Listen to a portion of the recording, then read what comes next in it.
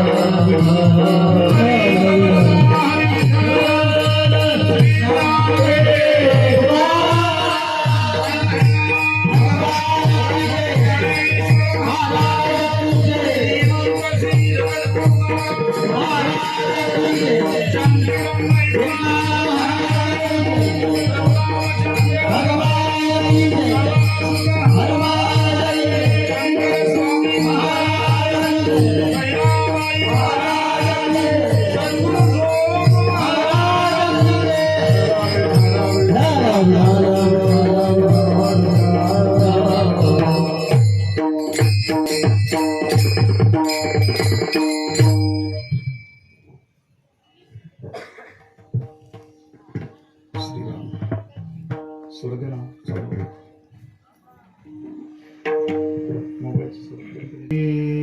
करा आवाज. देव घरा आला, बेस वाढवा, गेन कमी करा. अरे देव घरा आला, देव घरा आला, भक्ती सन्माने पूजिला, पाहुणेर पंगती, संते द्विज वृंदे शोभती. पुढे आरंभोनी कथा, पुढे आरंभोनी कथा, बुक्का माळ गंध अक्षरा, पाहुणेर पंगती, संते द्विज वृंदे शोभती. निळा म्हणे ब्रह्मानंदे, निळा म्हणे ब्रह्मानंदे, नाचती उभयता आनंदे, पाहुणेर पंगती, संते द्विज वृंदे शोभती. पांडुरंगा करू प्रथम, पांडुरंगा करू प्रथम,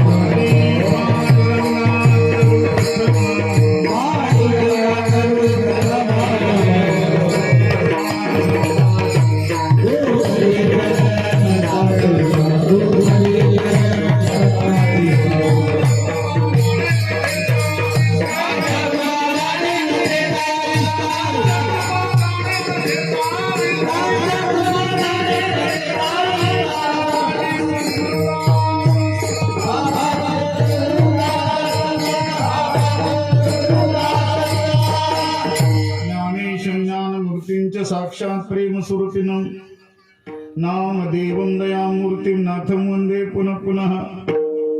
वैराग्यस्य परामूर्तिं द्युक्षेत्र निवासिनं तुकाराम महाराष्ट्र भक्तराज चतुष्टयं. संपाद्य ज्ञानं च विधाय भक्तिं, विलोकितो येन समाधिराजः. वैराग्यवन्तं सुविचारयुक्तं, नमामि जोगम शिरसा गुरुं त्वं. दयांचे केलिया स्मरण, ओय सकळ विद्यांचे अधिकरण, तेची वंदू श्रीचरण श्री गुरूंचे ते नमस्कारोनी आता. मंगल भवन अमंगलहारी, द्रवौ दशरथ अजीर बिहारी. जय जय जय हनुमान गुसाई, कृपा करहु गुरुदेव की नाई. सिया राम माया सब जग जानी, सिया राम माया सब जग जानी. करहु प्रणाम जोरी जुग पानी. गाये गणपति जगवंदन, शंकर सुवन भवानी के नंदन. देवघरा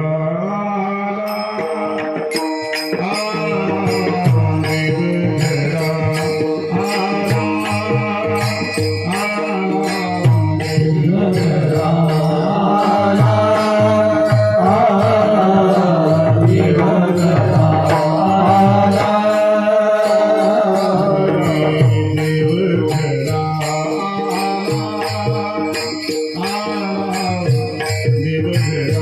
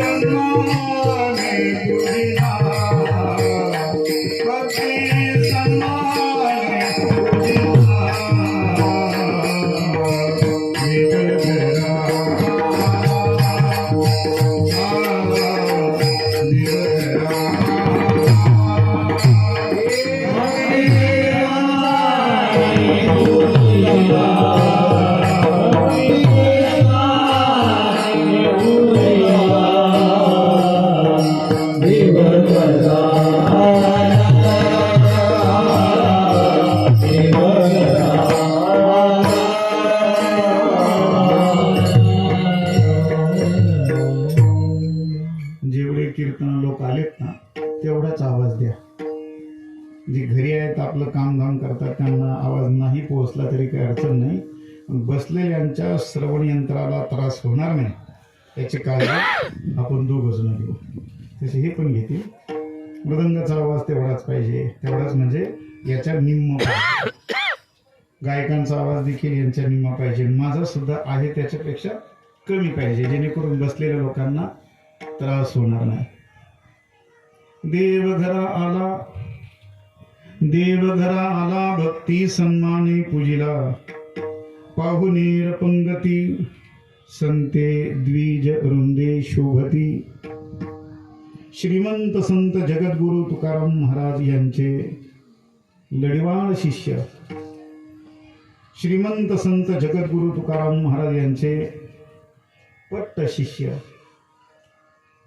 जगद्गुरु तुकाराम महाराजांच्या अर्थात श्रीगुरूंच्या बद्दल अंतःकरणामध्ये शिष्याचा भक्ताचा भाव कसा असावा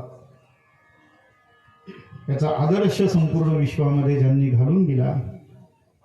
गुरु भक्तीचा महिमा विशेष वाढविला या नयानं ज्यांनी जगद्गुरु श्रीमंत श्री तुकोबरायांची अनन्य भावनाशी भक्ती केली असे पिंपळनेर निवासी श्रीमंत संत निळोबाराय यांचा हा अभंग असून या अभंगाद्वारे श्रीमंत संत निळोबाराय भगवान परमात्मा आपल्या घरी आल्यानंतर आपण त्या भगवंताचं स्वागत कसं केलं आणि त्या भगवंताने आपल्याला कसा आनंद दिला याचं चिंतन करतायत.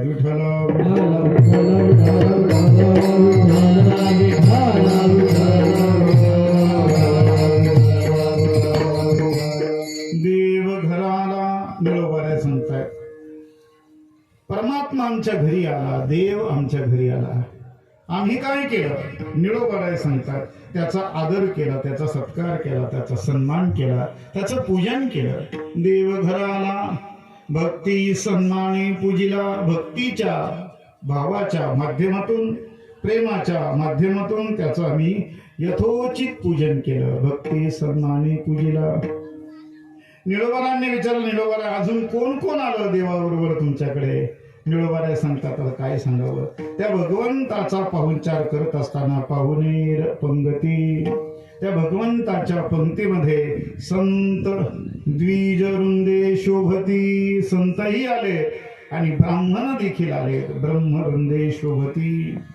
पंक्तीला देव बसलेले आहेत, ब्राह्मण बसलेले आहेत, संत बसलेले आहेत. काऊ महाराज तुम्ही त्या भगवंताचं स्वागत केलं, पूजा केली, संत वृंदांना भोजनही केलं. म्हटलं एवढंच केलं काय? निळोबाराय सांगतात एवढंच नाही, देव आमच्या घरी आल्यामुळे आम्ही काय केलं, आमच्या त्या घराच्या समोर किंबहुना आम्ही त्या भगवंताच्या स्वागतार्थ हरिकथेची अर्थात कीर्तनाचं नियोजन केलं, हरिकथेचं नियोजन केलं. महाराज सांगतात पुढे आरंभोनी कथा.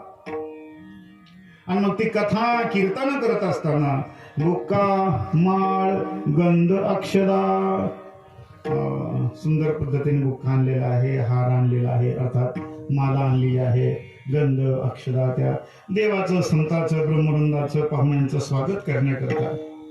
निळोबारांनी विचारलं महाराज तुम्हाला यातून काय अनुभव आला? निळोबाराय सांगतात आमचा अनुभव असा आहे, निळा म्हणे ब्रह्मानंदे, आम्हाला ब्रह्मानंद प्राप्त झाला आणि त्याचा परिणाम असा झाला, नाचती उभयता आनंदे, आम्ही भगवंताच्या बरोबर आनंदानं नाचू लागलो, कारण त्या संतांच्या भगवंताच्या येण्यानं आम्हाला आनंद झाला. विठ्ठल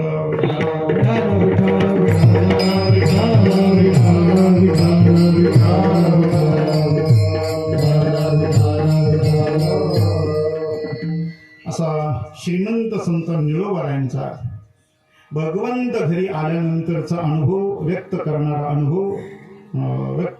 अनुभव निळोबारायांच्या भाषेमध्ये आपण पाहणार आहोत. या पवित्र असणाऱ्या धुंदलगावमध्ये ज्या निमित्तानं आपण उपस्थित आहोत ते निमित्त आपल्या सर्वांना माहीत आहे. आदरणीय वंदनीय आमचा सासूरवाडीचा परिवार अर्थात वाघ परिवार. या वाघ परिवारानं सुंदर असणारी वास्तू अर्थात बंगला या ठिकाणी बांधलेला आहे, घर बांधलेलं आहे. आणि या घराच्या बंगल्याच्या वास्तुशांतीच्या निमित्तानं अन्नदानासहित ज्ञानदानाचा स्तुत्य उपक्रम या वाघ पाटील परिवारानं ठेवलेला आहे. आणि संपूर्ण हा वाघ पाटील परिवार अर्थात आनंदी असणारा हा परिवार, त्यामध्ये गंगा भागीरथी, पद्माबाई वसंतराव पाटील वाघ, श्री आदरणीय धुंदलगावचं पारमार्थिक भूषण गायनाचार्य बाळासाहेब वसंतराव पाटील वाघ, ज्यांची ही वास्तू आहे आदरणीय संजयराव वसंतराव पाटील वाघ, श्री नामदेव संजयराव पाटील वाघ, श्री हरिभाऊ बाळासाहेब पाटील वाघ, ज्यांची आज विशेषत्वाने आठवण होते, असे गोरख पाटील वाघ, त्यांचे चिरंजीव श्री विशाल गोरखराव पाटील वाघ, चिरंजीव आदिनाथ हरिभाऊ पाटील वाघ, चिरंजीव वेदांत आणि संपूर्ण हा वाघ परिवार. या निमित्तानं आज या ठिकाणी आदरणीय प्रकाश महाराज वाघ, यांचे साईनाथ महाराज, दत्ता महाराज, सुरेश महाराज, नंदू महाराज, गणेश महाराज शिंदे, भाऊसाहेब महाराज, रमेश महाराज, कैलास महाराज आणि मृदंगाचार्य कृष्ण महाराज ठोंबरे माझा आवाज तुमच्यापर्यंत पोहोचवणारे शिष्टीमाले आणि आपण सर्व मोठ्या प्रेमाने श्रद्धेने या ठिकाणी उपस्थित आहात. आदरणीय संजू पाटील, बाळासाहेब पाटील आणि त्यांचा संपूर्ण परिवार आपलं व्यावहारिक जीवन जगत असताना, आपलं पारमार्थिक जीवन जगत असताना आनंदाच्या क्षणाला भगवंताचं स्मरण व्हावं, आनंदाच्या क्षणाला काही आपल्याकडून अन्नदान व्हावं, या माध्यमातून जी वास्तुशांती केलेली आहे, जो वास्तुदेव आहे त्या वास्तुदेवाची पूजा केली, अर्थात सत्यनारायणची पूजा केली. वेगवेगळ्या पद्धतीनं वेगवेगळ्या देवतांना आवाहन केलेलं आहे, त्या देवतांचं पूजन केलं आहे. आणि परम अधिष्ठात्री देवता घरामध्ये स्थानपन्न झालेली आहे, ज्या वास्तूमध्ये इथून पुढच्या काळामध्ये आपल्या परिवाराला आपल्याला राहायचंय, त्या वास्तूमध्ये आपल्याला सुख, समाधान, शांती मिळावी, आनंद मिळावा, सर्वांना आरोग्य प्राप्त व्हावं, सर्वांना सद्बुद्धी प्राप्त व्हावी, या पवित्र हेतून त्या देवतेची पूजा केली जाते. विठ्ठल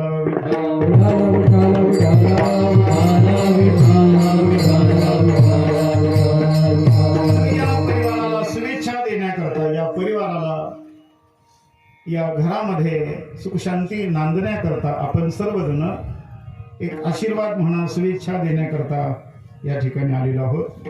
आनंदामध्ये आपण सगळेजण सहभागी आहोत. या निमित्तानं आदरणीय अण्णा पाटील दामाळे या ठिकाणी उपस्थित आहेत. त्यांचे सासरे अरुण पाटील आहेत, पाठीमागे वसंत काका आहेत आणि गावातील सर्व मान्यवर मंडळी आहेत. सर्वांचे नाव मला काही आठवणार नाहीत. त्यांचे लहान साडू भाऊ, त्यांचे प्रमोद पाटील शेजूळ ही आहेत. वेगवेगळ्या पद्धतीने वेगवेगळ्या क्षेत्रातून अनेक मान्यवर पाहुणे काही आलेले आहेत, काही येत आहेत, काही बरोबर 12 नंतर येतील. दिवसभर पाहुणे चालूच राहणार आहेत. आणि आमच्याही परिवाराच्या माध्यमातून या वाघ परिवाराला शुभेच्छा देण्याकरता आम्ही परिवारासहित आलो. विठ्ठल विठ्ठल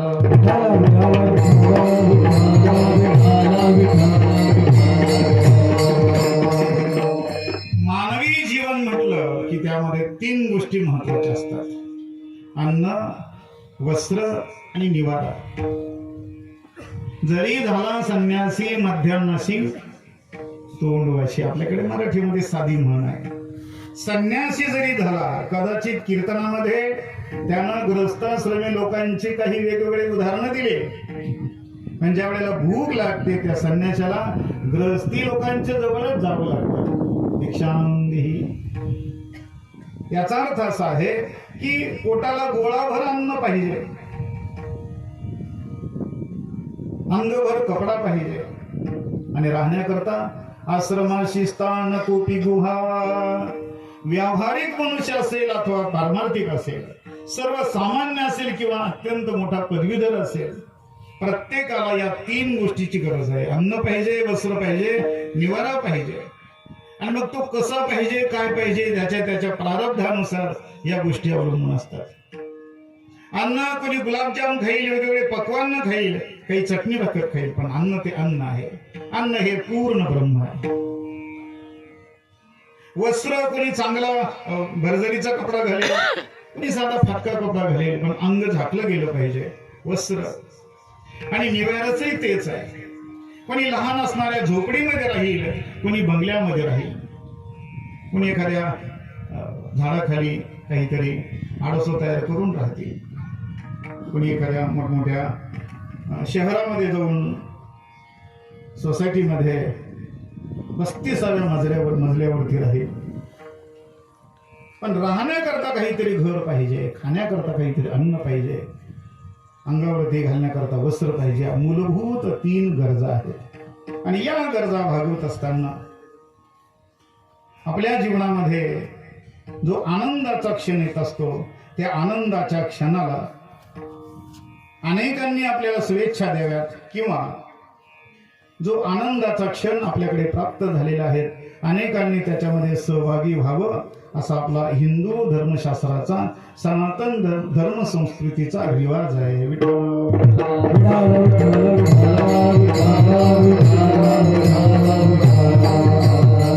मानवी जीवन म्हटलं की सुख आणि दुःख या 2 गोष्टीला आपल्याला सामोरं जावं लागतं. कायम सुखही आपल्याला मिळत नाही आणि कायम दुःखही आपल्या जीवनामध्ये राहत नाही. आज या वाघ परिवारामध्ये सुख आहे, घर बांधलंय, बंगला बांधलाय, सगळ्याला आनंद आहे. आणि काही कालावधीपूर्वी ज्या वेळेला एखादी घटना, दुःखद घटना घडते, त्यावेळेला सर्वांना दुःख होतं. त्या दुःखामध्ये देखील सर्वांना सहभागी व्हावं लागतं. सुखस्यानंतरम दुःखम, दुःखस्यानंतरम सुखम. पण मानवी जीवन जगत असताना आपण संघटित जीवन जगणारे माणसं आहोत. आणि मग संघटित जीवन जगत असताना एकमेकांच्या सुखदुःखामध्ये सहभागी झालं पाहिजे. हा माणसाचा माणूसपणा असतो. दुःख झालं सहभागी व्हावं, सुख झालं सहभागी व्हावं. दुःख तर तसं वाटून घेता येत नाही, पण दुःखाचं सांत्वन करता येतं. सुखाचं तेच आहे. सुख आपल्याला जे झालंय ते दुसऱ्याला वाटता येत नाही, पण सद्भावना व्यक्त करता येत असते. या माध्यमातून या परिवाराला झालेलं जे सुख आहे, परिवाराला झालेला आनंद आहे, त्या आनंदामध्ये आपण सगळेजण सहभागी आहोत.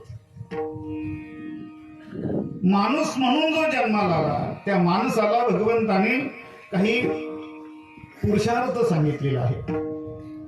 पहिला पुरुषार्थ आहे धर्म नावाचा, दुसरा पुरुषार्थ आहे अर्थ नावाचा, तिसरा पुरुषार्थ आहे काम नावाचा, आणि चौथा पुरुषार्थ आहे मोक्ष नावाचा.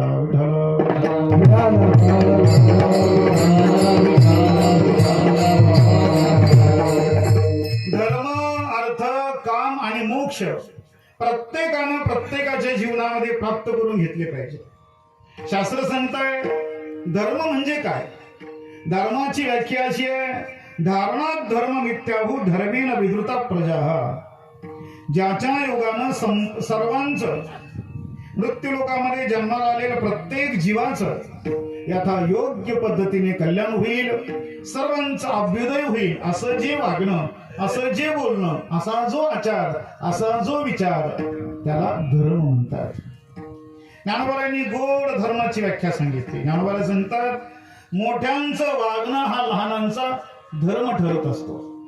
ज्ञानोबा सांगतात एक वडील जे जे करीती तया नाम धर्म ठेवीती, हे अनुष्ठिती सामान्य सकळ. थोडा आवाज कमीच करा. हे तर वडील जे जे करीती. वडील म्हणजे आपल्यापेक्षा मोठे, वयानं मोठे, आचार विचारानं मोठे, ज्ञानानं मोठे, त्यांच्या पावलावर पाऊल ठेवून आपलं जीवन जगावं. शास्त्र सांगतंय महाजनो येन गतस्य पंतः. मोठी माणसं ज्या वाटेने गेले त्या वाटेनं आपण जावं. वेदमार्गे मुनी गेले त्याचे मार्गे चालिलो. आपला वारकरी जो पंथ आहे तो वैदिक सनातन धर्म संस्कृतीच्या आधारानं चाललेला धर्म आहे. उजळावया आलो वाटा खरा खोटा निवाडा.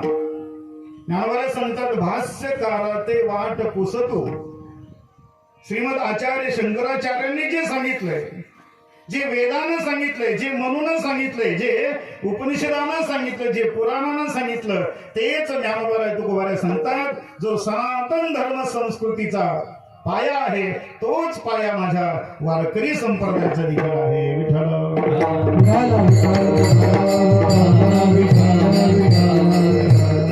कितीही कोणी कोणाला घुसखोर जरी म्हटलं तरी मुळात सनातन धर्म संस्कृती आणि वारकरी धर्म हा वेगळा नाहीये, हे एकच आहे. ज्ञानोबा तुकाराम महाराज निळोबाराय आदी करून सर्व वारकरी संतांच्या वाङ्मयाचा जर विचार केला तर ठाई ठाई वेदाच्या उक्ती आलेल्या आहेत. याच्या पुढे सांगू वेदाच्या ऋचा ज्ञानोबारायांच्या तुकोबारायांच्या पुढे हात जोडून उभे आहेत. ज्ञानोबाराया वेदानं सांगितलंय, ज्ञानोबाराया तुकोबाराया आमचं कोणी पारायण करत नाही हो, तुम्ही काय करा तुमच्या मराठी भाषेमध्ये अभंगाच्या रूपानं गोव्याच्या रूपानं तुमच्या ज्ञानेश्वरीमध्ये गाथा ग्रंथामध्ये आमच्या रुचा घाला, मराठी भाषेत घाला, जेणेकरून आमचं देखील लोक काय करतील पारायण करतील. वेदाचं कोणी पारायण करत नाही. असं एखादं गाव पाहिलं का? चारही वेदाचं पारायण त्या गावामध्ये झालंय, उपनिषदांचं पारायण झालंय, पुराणांचं पारायण झालं, असं होत नाही. पण घरोघरी गावोगावी गाथा पारायण होत आहे, ज्ञानेश्वरी पारायण होत आहे. याचा अर्थ वेदानं विचार केला की आपल्याला परिपूर्ण व्हायचं असेल तर वारकरी संतांशिवाय पर्याय नाही. वेदानं तुकोबरायांच्या जवळ, ज्ञानोबरायांच्या जवळ, निरोबरायांच्या जवळ, नाथबाबांच्या जवळ प्रार्थना केली आणि त्या संतांनी वेदाचा स्वीकार केला. विठ्ठल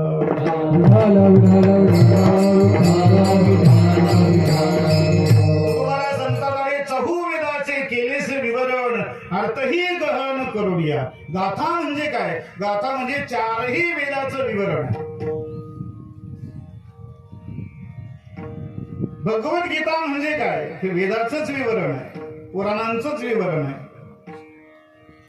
या माध्यमातून साधू संतांनी जो मार्ग आपल्याला दिलाय, वेदाने जो मार्ग आपल्याला दिलाय, महाजनो येन गतस्य पंथः, त्या वाटेनं चालणं याला धर्म म्हणतात. दुसरा पुरुषार्थ अर्थ. अर्थ म्हणजे पैसा. ज्याच्या जवळ अर्थ आहे लोक म्हणतात त्याच्याच जीवनाला अर्थ आहे. ज्याच्या जवळ अर्थ नाही लोक म्हणतात काय अर्थ आहे, त्याच्याकडे पैसाच नाही म्हणतात. धनवंता लागी सर्व मान्यता हे जगी. धनवान पुरुषाला गावामध्ये, नातेवाईकामध्ये, स्वैराध्यामध्ये एक आगळी वेगळी किंमत दिली जाते. यशस्ति वित्तम सर्व कुलीनः स एव वक्ता सच दर्शनीय. सर्व गुण त्याच्याजवळ येतात कारण त्याच्याजवळ काय आहे? धन आहे. तुकोबा सांगतात हे धन मिळवायचंय ना, मग तुम्हाला उपाय शोधावा लागेल. धन मिळवायचं आहे ना तर त्याला मार्ग योग्य शोधावा लागेल. तुकाराम महाराज सांगतात जोडनिया धन उत्तम व्यवहार.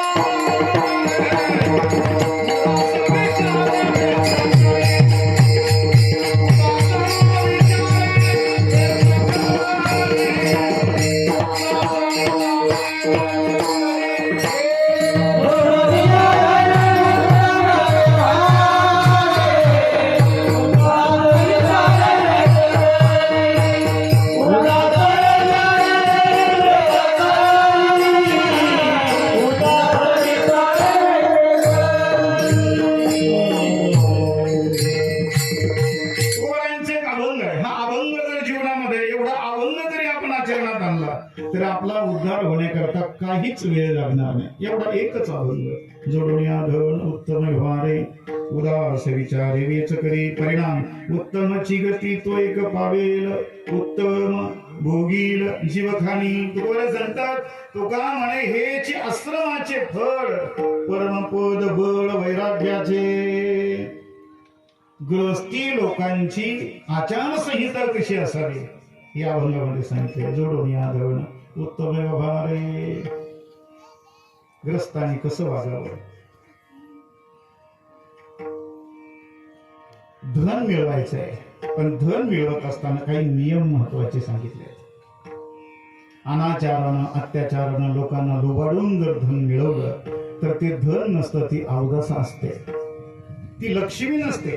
टेबलाच्या वरून जी येत असते हक्काची तिला लक्ष्मी म्हणतात, आणि टेबलाच्या खालून जी येत असते तिला अवदसा म्हणतात. जाऊन बघा लातूरला काय चाललंय, अवदसा शिरली. विचारून बघा नाशिकवाल्याला, कॅप्टनला, अवदसा शिरली. जीवनामध्ये कधी सुख प्राप्त होत नाही, कुणीही असो. पंचदशिकार सांगतात, अर्थाना मर्जेले केशव नाशे दुःखम वे दुःखम धिगर्तां क्लेशकारिणः. या बाबा विठ्ठल विठ्ठल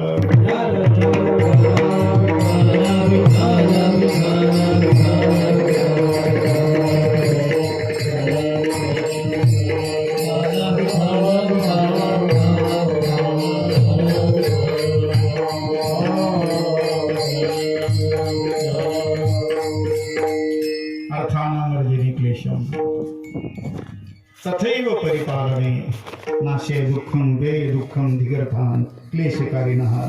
श्लोक आलान महाराज आले, कारण आम्ही आळंदीला हे श्लोक शिकलोय. पंचदशीमध्ये श्री गुरु वैकुंठवासी विठ्ठल बाबा भुले यांच्या हाताखाली पंचदशी शिकत असताना बाबा श्लोक सांगायचे. धन मिळवत असताना सहज मिळतं का हो? सहज गेले आणि पैसे सापडले, सापडणं वेगळं आहे, ते सापडले ते जास्तच अवघड आहे. सहज गेला पैसा मिळाला असं नाही, पैशाकरता खूप कष्ट घ्यावे लागतात. अर्थानाम अर्जने क्लेश तथैव परिपालने. बरं पैसा सांभाळायचा ते काही सोपं आहे का? अहो बिन पैशावाल्याला तरी झोप लागते, पैशावाल्याला झोपच येत नाही. कहा से कौन आएगा, रात्रभर जागा राहतो.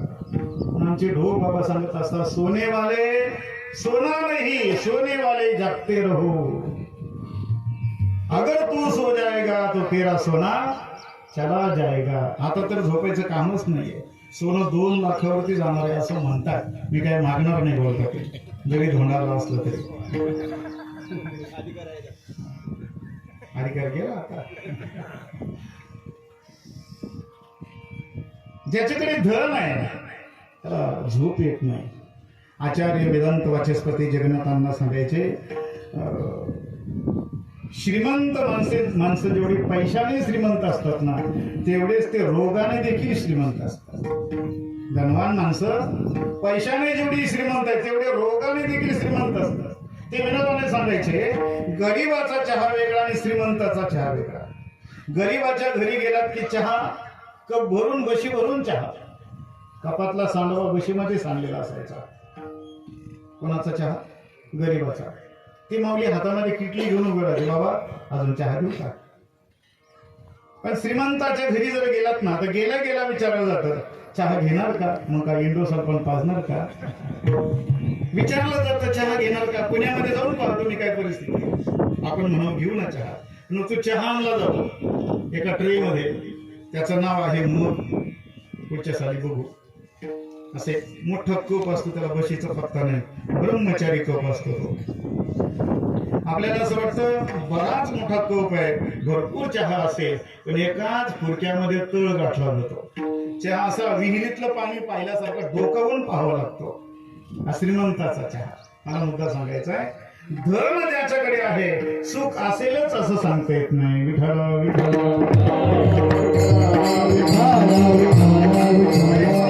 ज्याला कष्टानं मिळवलेलं धन आहे त्याला मात्र सुख मिळाल्याशिवाय राहत नाही. पहिला पुरुषार्थ आहे धर्म, दुसरा अर्थ, तिसरा आहे काम नावाचा पुरुषार्थ. इदमेशा विदमेशा भीतीच्या कामशुद्धीचा.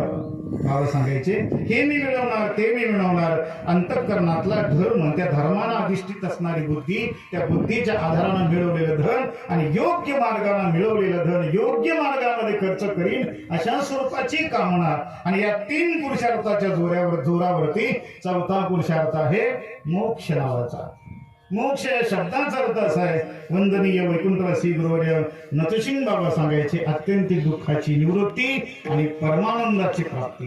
जीवनातलं सगळं दुःख जावं, जीवनामध्ये सर्व सुख प्राप्त व्हावं, याला म्हणतात मोक्ष. असा धर्म, अर्थ, काम आणि मोक्ष हे 4ही मुक्ती आपल्याला प्राप्त व्हाव्या. मग त्याच्याकरता आपल्याला देवाच्या द्वारामध्ये जावं लागेल. देवाची हे द्वारी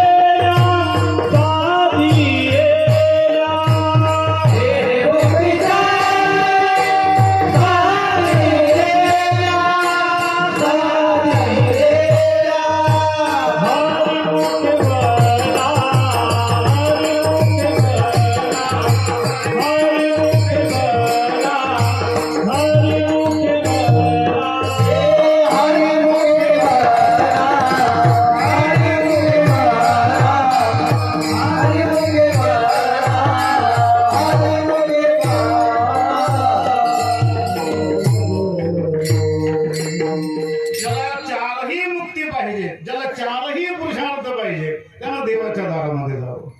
तुम्ही म्हणाल बाबा देवाचं दार एवढं सोपं आहे का? देवाच्या दारामध्ये जाणं, देवाच्या घरी जाणं एवढं सोपं नाही आहे. देवाच्या दारामध्ये जाण्याकरता देहाचा त्याग करावा लागतो. ते खरं आपलं माहेर आहे. आलो निजाच्या माहेरा, आलो निजाच्या माहेर, आपलं माहेर आहे. बेटी रखुमाईच्या वरा, बेटी रखुमाईच्या वरा, आलो निजाच्या माहेरा, आलो निजाच्या माहेर. महाराज सांगतात, तुकोबाई सांगतात, निरंजनी आम्ही बांधिले घर. याचा अर्थ असा आहे, देवाचं द्वार मिळवण्याकरता सर्वस्वाचा त्याग करावा लागतो. हे द्वार शक्य नाहीये. मग एक काम करू, आपल्याला देवाच्या दारामध्ये जाता येत नाही, पण संतांच्या माध्यमातून आपण देवाला आपल्या घरी आणू शकतो. असा अट्टहास करावा, असा प्रयत्न करावा की तो परमात्मा आपल्या घरी यावा. विठ्ठल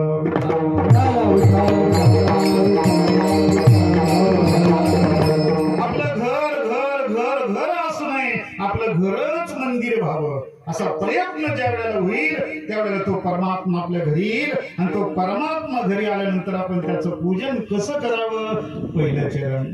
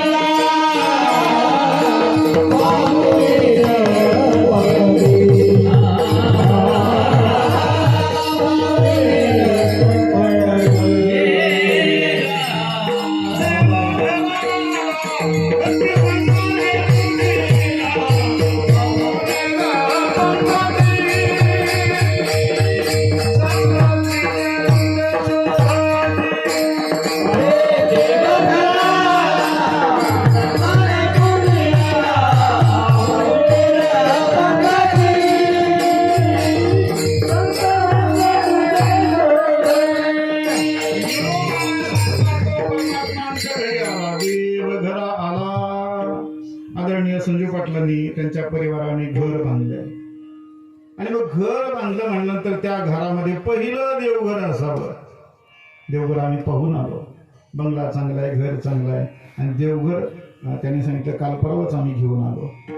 नाही तर मग आपण ते भारूड ऐकत होतो, दादला नको ग बाई मला नवरा. म्हणजे का नको? म्हणजे याच्या घरात देवालाच देवघर नाही.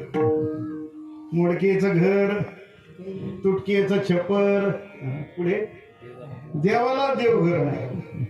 आता असं घर जर असेल तर तिथं देव कशाला राहील, संत कशाला राहील? तिथं राक्षस राहत असतात. जिथं हा कार्यक्रम चालतो ना तिथं राक्षस राहत असतात, देव राहत नाही. विठ्ठल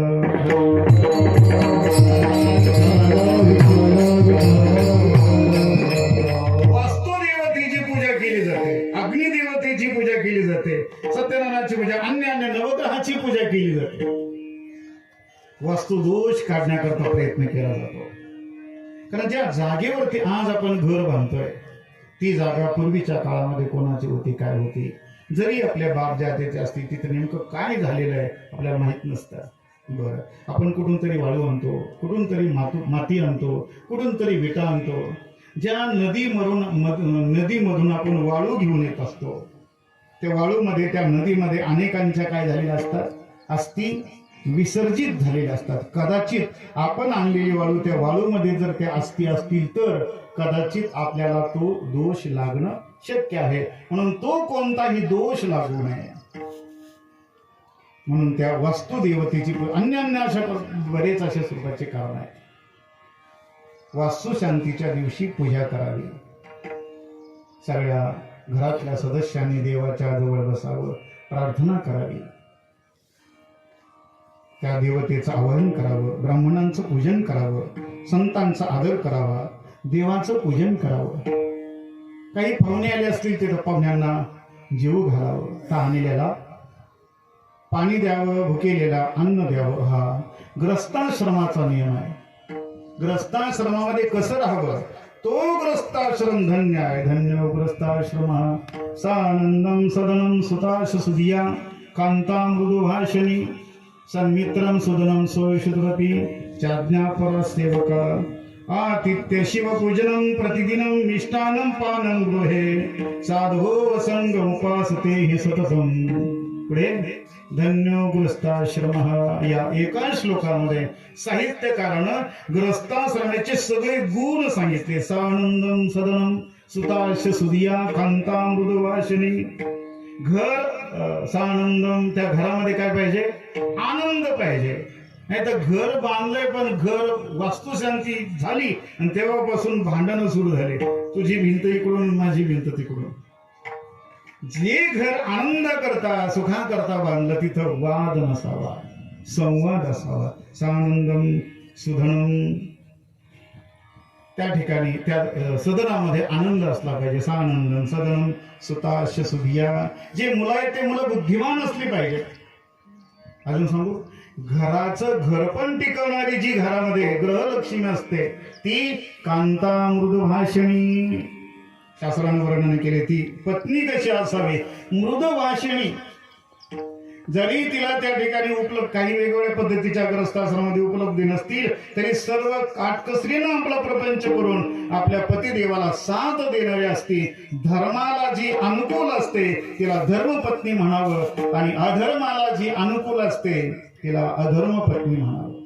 कांता मृदुभाषिणी सन्मित्रम, मित्र चांगले असावे, नाही तर संगतीनं होतो पंगतीचा लाभ. नाही पाहिलं तुम्ही, मित्र चांगले असावे, मी बोलून गेलो, संगतीनं होतो पंगतीचा लाभ. घर खूप चांगलं आणि मोठं बांधलंय पण संगत जर चांगली नसेल तर पंगत बिघडून जाते.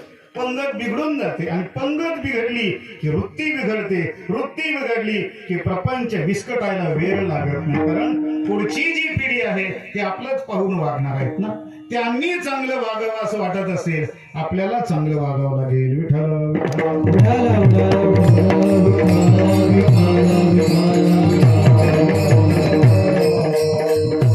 आज्ञापरा सेवक, आज्ञाधारी सेवक असले पाहिजे. आतिथ्य शिवपूजनम, आतिथ्य स्वीकारलं पाहिजे. दररोज शिवपूजा म्हणजे देवाची पूजा. प्रतिदिनम मिष्टान्नं पानं गृहे, घरामध्ये मिष्टान्न याचा अर्थ नियमित अशा स्वरूपाचा देवाला नैवेद्य असावा, त्याची आरती असावी. आणि महत्वाची गोष्ट म्हणजे साधू संग उपासते ही सततम, सतत आपल्या घरामध्ये कोणीतरी सद्विचारी संत यावेत, कोणीतरी संत यावेत. संत नसतील निदान ग्रंथ घरामध्ये असावे, तो भगवंत आपल्या घरामध्ये असावा, भगवंताची पूजा दररोज व्हावी, त्या पती पत्नीनं त्या देवतेची दररोज आरती करावी. साधू संग उपासते ही सततम, साधूचा संग असावा. नाथ महाराज सांगतात, शास्त्रकार सांगतात, धन्य ग्रस्ताश्रम, असा ग्रस्ताश्रम धन्य आहे. आणि असं जीवनामध्ये आपण जर वागलो तर त्याचा परिणाम नादबाबा सांगतात, गाली संतासी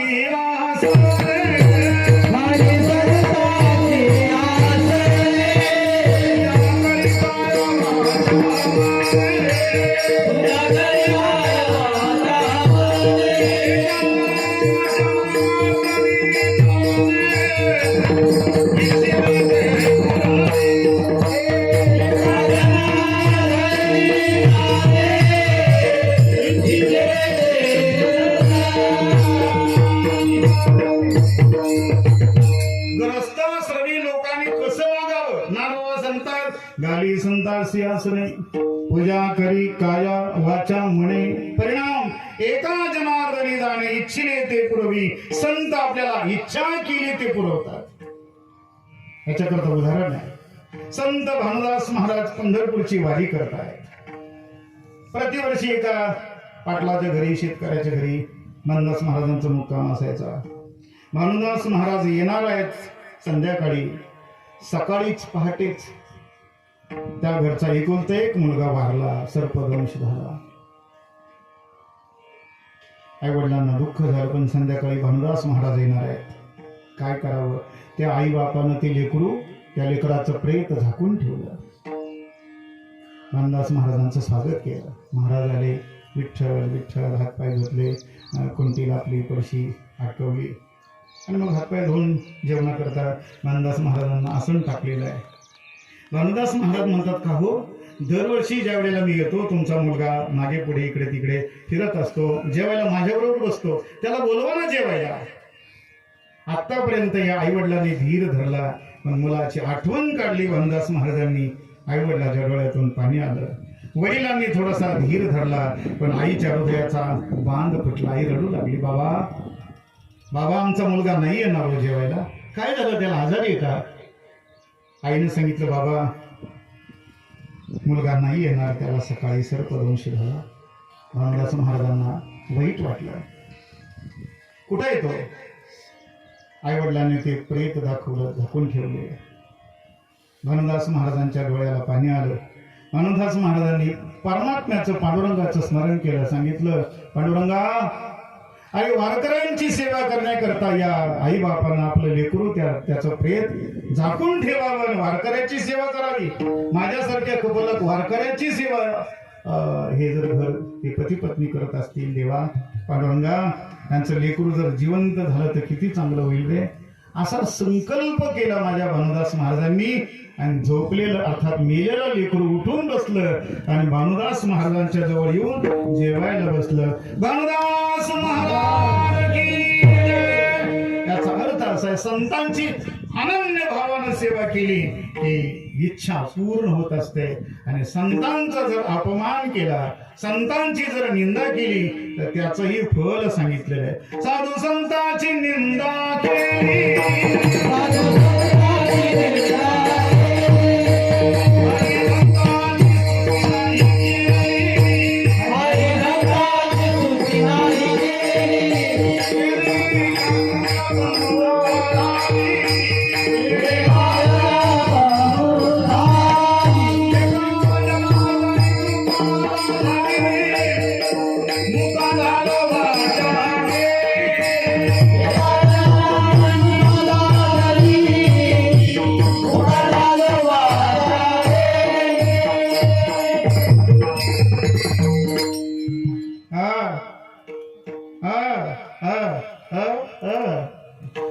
मुका होण्याची वेळ येते.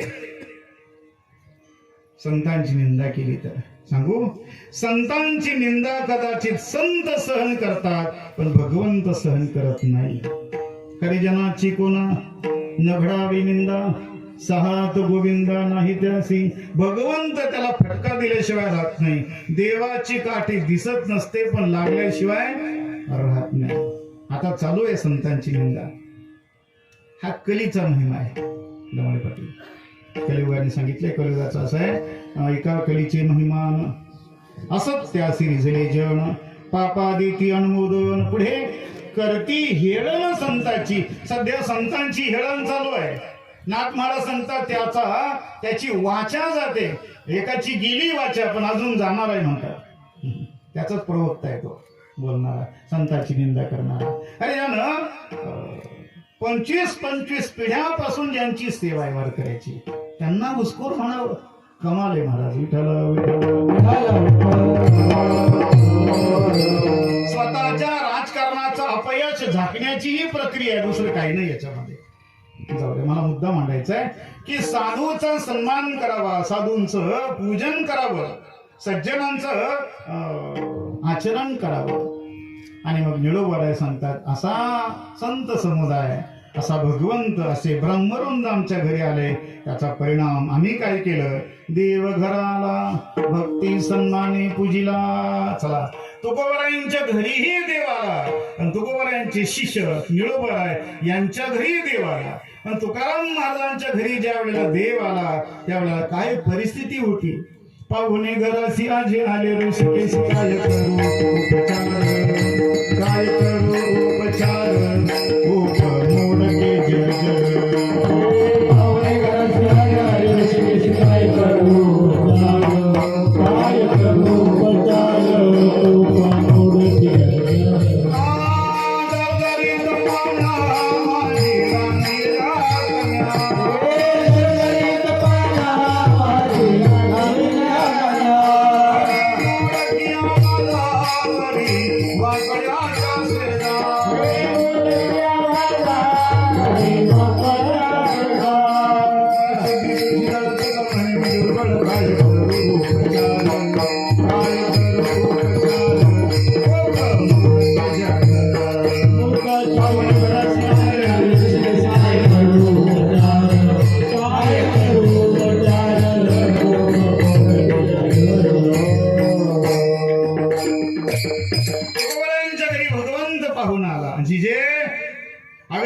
देव आपल्या घरी पाहून आला. जिजाबाई रागवली, म्हणजे त्याला काय उद्योग आहे? काळा उठ सूट येत असतो. माझ्या घराचं वाटोळ त्या काळ्या पांड्यानेच केलं. जिजामाऊली बोलायची, कडकडा देवाच्या नावाने बोट मोडायची. आणि देवाला शिव्या दिल्या की देवाला आनंद व्हायचा.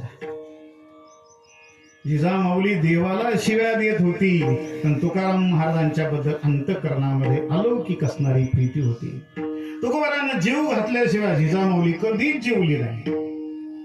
म्हणून तुकोबारांच्या अगोदर भगवान पांडुरंग परमात्म्यानं जिजामाऊलीला दर्शन दिलं. जिजामाऊलीच्या पायातला काटा काढला आपल्याला माहित आहे. मला मुद्दा मांडायचा आहे की तुकाराम महाराजांच्या घरी पांडुरंग पाहून आला, पण तुकाराम महाराजांनी या पद्धतीनं पाहुणचार केला. देवा, माझ्याकडे काही नाही रे. देव घराला ज्याचे घरा, देवाला ज्याचे घरा, त्याच्या पडे चिरा संसारासी. तुकोबारांचं प्रमाण आहे. देव ज्याच्या घरी येतो ना, तुकाराम महाराज सांगतात, त्याच्या संसारावरती दगडच पडतो.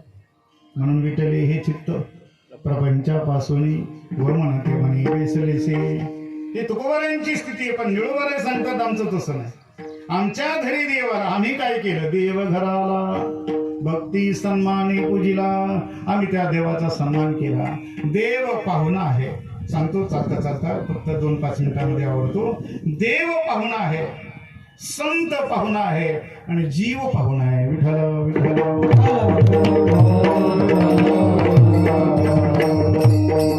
देव पाहुणा आपल्या घरी येतो. आपल्या घरी तो यावा असं प्रत्येकाला वाटतं. मला वाटतं हरिपाठामध्ये प्रमाण आहे.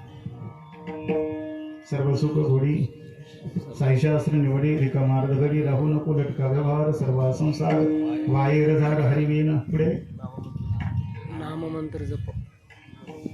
नाममंत्र जप. सांगा ना पाहुणा आणि या बघा. हा हे आपलेच माणसं कामाला येतात. तीर्थवृत्ती भाव धरी रे करुणा पुढे शांती दया पाहुणा हरी करी. हरी आपल्या घरी पाहुणा येतो. जर आपण या सगळ्या गोष्टीचा अवलंब केला तर हा देव पाहुणा आहे, काही संत पाहुणे आहे. संजयानं धृतराष्ट्राला सांगितलं, हे धृतराष्ट्रा, अरे ही पंगत, हे ब्रह्मरसाचं जेवण कृष्ण परमात्म्यानं जावई अर्जुनाला केलंय. भगवान कृष्णाची मुलगी अर्जुनाला दिली होती वळवटी. कृष्णाची मुलगी अर्जुनाला दिली होती. तुम्ही म्हणाल बाबा काही सांगता राव तुम्ही, कृष्ण आणि अर्जुन मेवण्याचं नातं. अर्जुनाची बहीण कृष्णाची बहीण अर्जुनाला दिली हे बरोबर आहे, पण कृष्णाची मुलगी अर्जुनाला दिली हे काय पटत नाही बाबा. कृष्णाची मुलगी म्हणजे भगवद्गीता, गीता रूपी मुलगी अर्जुनाला दिली. आणि त्या अर्जुना करता जावया करता भगवान कृष्णानं आमरसाचं आपलं ते ब्रह्मरसाचं भोजन केलंय. संजयनं सांगितलं, हे धृतराष्ट्र, हे आंधळ्या डुचक्या, बघ हा ब्रह्मरस. सहजे ब्रह्मरसाचे परगुणे केले अर्जुना लागी नारायणे, तरी त्याची पाहुणे पातुला मी. अर्जुनाला त्या संजयानं धृतराष्ट्राला सांगितलं, सहजे ब्रह्मरसाचे परगुणे केले अर्जुना लागी नारायणे, तरी त्याची अवसरी पाहुणे पातुला मी. त्याच अवसरी आम्ही आहे, पाहुणे म्हणून आलो. हे संत पाहुणे आहे. आता तुम्ही आपण सगळे पाहुणे, मी सुद्धा पाहुणा आहे. धोंडलगावचाच नाही, आमच्या कानेगावचं सुद्धा मी पाहुणा आहे. कारण माहित आहे, देश वेश नवे माझा सहज फिरत आलो. आपण मृत्यूलोकामध्ये आलो, सगळे पाहुणे आहोत. कोणाचे? यमाचा पाहुणा हो, यमाचा पाहुणा हो.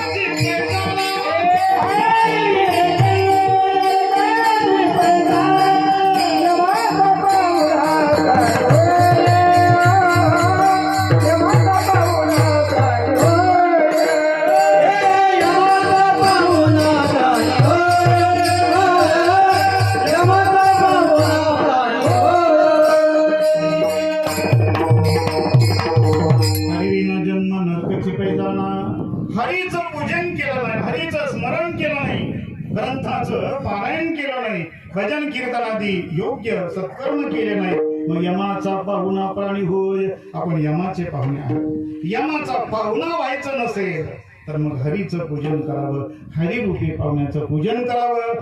आणि निळोबार आहे ते सांगतात, भगवंत आमच्या घरी आला, तो परमात्मा आमच्या घरी आला, आणि त्या परमात्म्याचं काय केलं? पूजन केलं. देव घरा आला, भक्ती सन्माने पूजिला. एकदा भजन करू. विठोबार कुमार, विठोबार कुमार, विठोबार कुमार, विठोबार कुमार.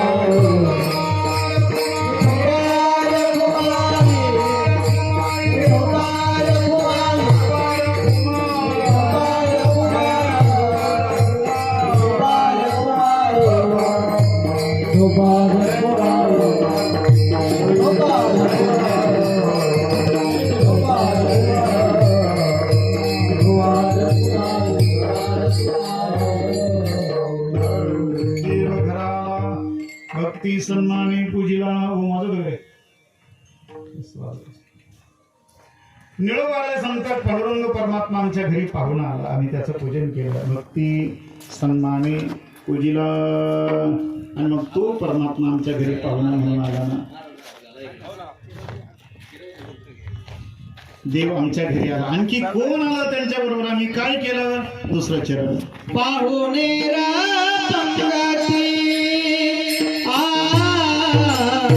पाहुणे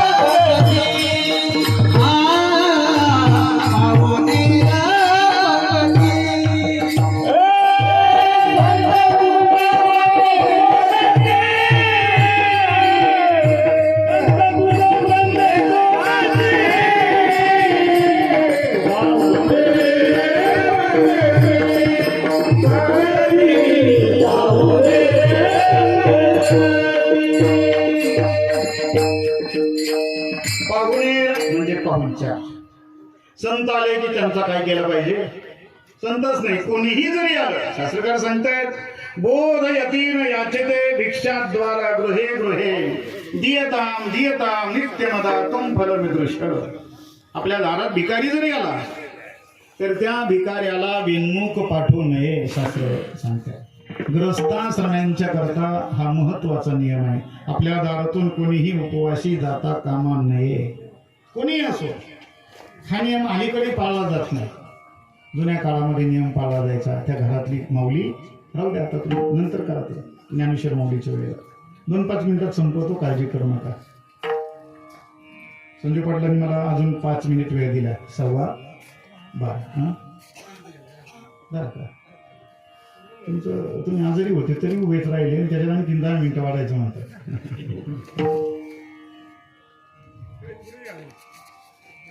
काय चालू होतं आपलं?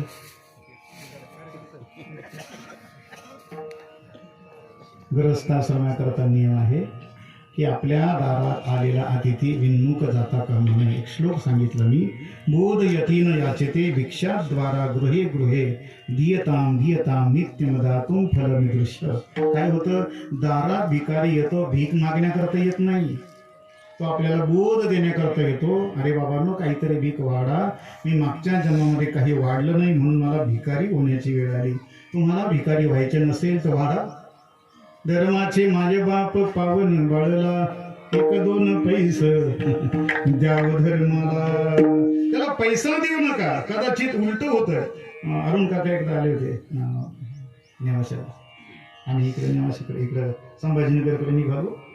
पंढरपूरमध्ये काका आणि आम्ही उतरलो. मला ते आमच्या गाडीमध्ये बसला होता मनुष्य, लालू उपरणं ते गंधन ते बाबा जायलाच पैसे नाही. मग मी त्याला 100 की 50 रुपये दिले. मी त्याला पैसे दिले, मी बाजूला झालो. काकाचं लक्षच होतं त्याच्यात, ते गेलं ना तिकडं. बरोबर आहे काका? मला वाटतं वाळून पंढरपूरमध्ये कुठं लक्षात नाही, 10-15 वर्ष. त्याला पैसे देऊ नका, ते आपल्या पैशाचा काय उद्योग करील काही सांगता येत नाही. म्हणून तहानलेलं पाणी आणि भुकेलेलं जेवण दिल्याशिवाय राहू नका. त्याला विन्मुख पाठवू नका, त्याला 1 ग्लासभर पाणी तर द्या. तहानलेलं जीवन वना माझी, त्याचा पाहुणचार केला पाहिजे. पाहुणे पंगती, त्या पंक्तीमध्ये कोण आहेत? संत द्विज वृंदे शोभती. ब्राह्मण आहेत, संत आहेत. तुम्हाला बाबा अलीकडच्या काळामध्ये संत आहेत. काय संत ते कवन, संत ते कवन, आम्हाला नाही कळत बाबा संत. अलीकडे महाराज भेटतात, स्वामी भेटतात, धब भेटतात. अनेक युट्यूब वरती पाहिलं तर महाराजच महाराज, एका महाराजाचा भाव 70-70 हजार. आणि मग कसं ठरवायचं संत कोण आहेत ते? तुकाराम महाराज म्हणतात, काळजी करू नका, तेची संत तेची संत ज्यांचा हेत विठ्ठल. आईचं गाणं, बापाचं गाणं, देशाचं गाणं काही म्हणत असेल तुम्ही संत म्हणा न म्हणा, पण तुकाराम महाराज सांगतात आपल्याला नाही जमत बुवा. तेचे संत जे भगवंताचंच स्मरण करून देतात कीर्तनाच्या प्रवचनाच्या माध्यमातून, तेच खरे संत आहेत. आणि बाकी संत नाही. आणि नाही माझी म्हणा हो का पंडित शहाणा. तुकाराम महाराज निळोबाराय सांगतात, संत द्विज वृंदे शोभती. तुम्हाला नाही संतपणी कळत, मग एक काम करा, नामवरांना भेटायचं असेल तर ज्ञानेश्वरी वाचा.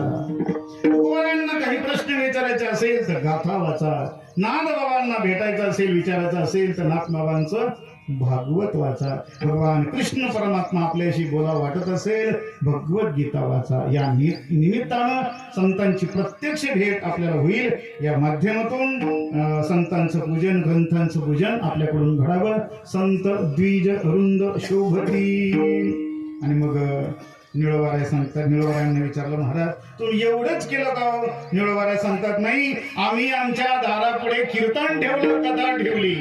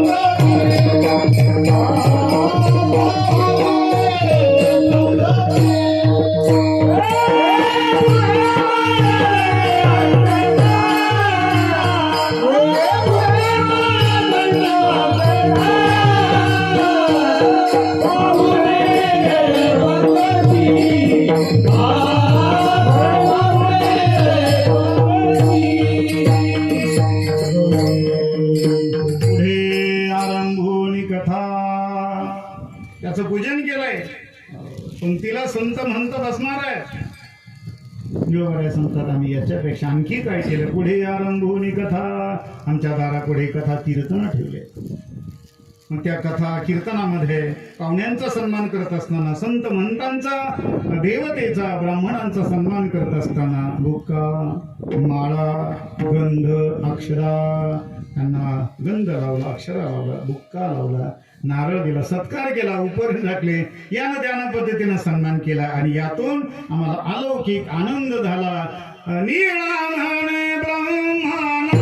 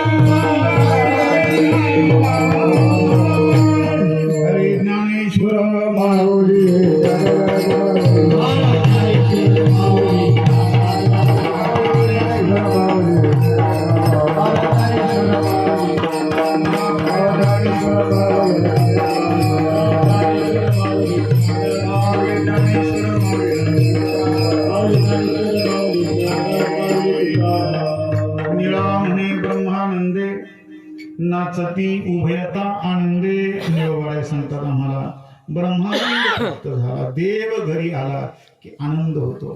गोकुळामध्ये देव आला, गोकुळामधल्या गवळणींच्या घरी देव आला, गोपाळांच्या घरी देव आला. त्या सगळ्यांना काय झाला? आनंद झाला. गोकुळीच्या सुखा अंतपार नाही लेखा बाळकृष्ण नंदा घरी. परिणाम आनंदल्या नरनारी. ज्ञानदेव म्हणे व्यासाची कुणा पुढे द्वारकेचा राणा पांडवा घरी. द्वारकेचा राणा पांडुरंग परमात्मा अर्थात विठ्ठल भगवान कृष्ण त्या पांडवांच्या घरी गेला. तसा आपल्याही घरी तो परमात्मा यावा, आपल्याला आनंद प्राप्त होईल. देव आपल्या घरी येणं हे आधी भौतिक सुख आहे. घरी येणं, देव आला की सुख संपदा वाढत असते, लक्ष्मी नांदत असते. नाथबाबांच्या घरी 36 वर्ष देवाने काम केलं. ज्या सुखा कारणे देव वेडावला, ओ वैकुंठ सोडणी संतास राहिला. श्रीमंती असेल गरिबी असेल, देवाचं भजन केलं, देव सुख देतो. देव म्हणजेच सुख आहे, वेगळं काही नाही. देव म्हणजे आनंद, देव म्हणजे परमानंद, देव म्हणजे आराम, देव म्हणजे विश्रांती. सावता महाराज खुरपता खुरपता देवाचं भजन करायचे. कांदा मुळा भाजी अवघी विठाबाई माझी. माझे गुरु काका चिखल तोडत असताना देवाचं भजन करतायत. गातो आवडीने भगवंताचं भजन करावं, चिखल तोडवावा. चिखल तोडवत एक दिवस मुलगा तोडवला, पण देवाने तो मुलगा परत दिला. देव सुख देतो, समाधान देतो. देव घरी आला की भौतिक सुख आहे. देव हृदयात आला की ते आधी दैविक सुख आहे. हृदयात यावा. हृदय बंदी खाना केला आत विठ्ठल कोंडीला. देव हृदयात यावा आणि याच्याही पुढची मजल देव अनुभवात यावा. हे आध्यात्मिक अशा स्वरूपाचं सुख आहे.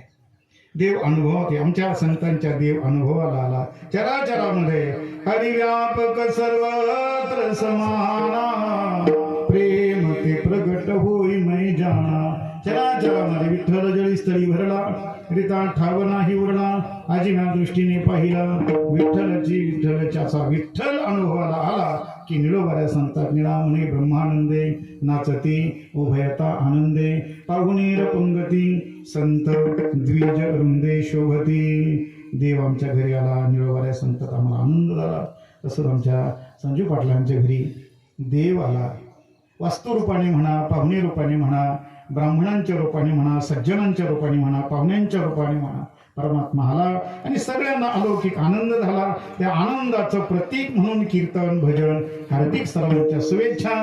वेगवेगळ्या पद्धतीने आपल्या जीवनामध्ये झालेला आनंद तो एकमेकामध्ये काला खाऊ काला वाटो एकमेका वैष्णवानिका संभ्रम या नव्यानं आपल्याला झालेलं सुख, त्या सुखाची देखील वाटपणी व्हावी या माध्यमातून संजू पाटलांच्या घरी हा सुंदर असणारा हा बंगला झाला.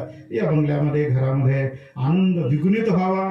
त्यांच्या संपूर्ण घराला आरोग्य प्राप्त व्हावं, सद्बुद्धी प्राप्त व्हावी, आल्या गेल्यांचा सन्मान व्हावा, आईवडिलांची सेवा व्हावी, साधू संतांची ग्रंथाची पंथाची भगवंताची सेवा घडावी हीच या निमित्ताने कामना व्यक्त करतो. यानंतर जे विठ्ठल भजन होईल, आमचे टाळकरी मंडळी खाली बसतील. आदरणीय हरिनाथ बाबा काही घराला परिवाराला हार्दिक शुभेच्छा देतील. त्यानंतर कोणी 1-2 मिनिटं बोलणारे असतील तर बोलतील, शुभेच्छा देतील. त्यानंतर कार्यक्रम संपेल. सगळ्या पाहुण्यांना विनंती आहे संजू पाटलाच्या वतीनं.